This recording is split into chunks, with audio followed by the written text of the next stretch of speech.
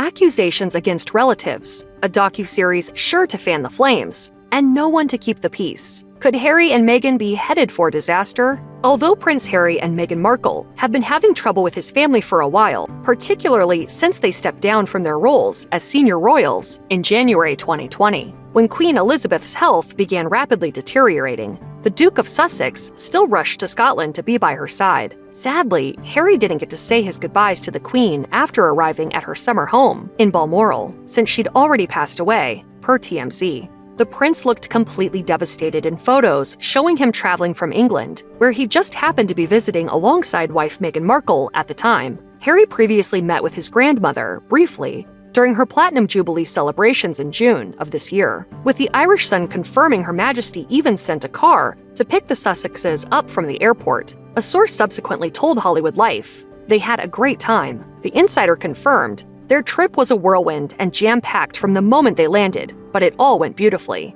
The Duke remained on good terms with his grandmother right up until her death. But sadly, things are still strained with the rest of his family, whom Meghan and Harry were notably not planning to see during their stay in Britain, via Express. And now that the Queen has died, sadly the situation could prove to be hopeless. Royal watchers were pleased to see Prince Harry dropping everything to be with his beloved grandmother. Once it became clear she didn't have much time left, but his rift with the rest of the royal family won't automatically be fixed just because Queen Elizabeth II has passed away. Royal expert Kinsey Schofield reminded TMZ that the long-reigning monarch was often the peacemaker who bridged the gap between the Sussexes and Harry's relatives. Without her, there won't be anybody encouraging them to find common ground. Moreover, Harry's bombshell memoir will be hitting shelves before the year is out. And although Omid Scobie, friend of the Sussexes and co-author of Finding Freedom, made it clear Her Majesty has not been disparaged in its pages, there's reason to believe Harry might take aim at stepmother Camilla Parker Bowles.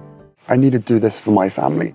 In fact, Schofield reckons things could get worse if the book is as bad as it's expected to be, especially considering it was allegedly King Charles III, or his new queen consort, who made the infamous racist remarks about Archie. Meghan Markle's weekly podcast, Archetypes, which has several episodes ready to go that were obviously recorded prior to the Queen's death, is also concerning. Likewise, the celebrity couple's upcoming docuseries about their post-royal life, which the Duchess of Sussex briefly discussed in her recent interview with The Cut. Suffice to say, there's a long way to go before the family can make amends. Where does the fraught relationship between Prince Harry and his family go from here? Royal aficionados are having a tough time reading the tea leaves. The Duke of Sussex might have rushed to see his beloved grandmother, but 12 hours later, he rushed right back out again, leaving solo before the rest of the family left Balmoral. It remains unclear whether his early departure was chosen for logistical reasons, or as a result of family friction. King Charles III did mention his youngest son in his first speech as monarch. The king's words might have been relatively warm,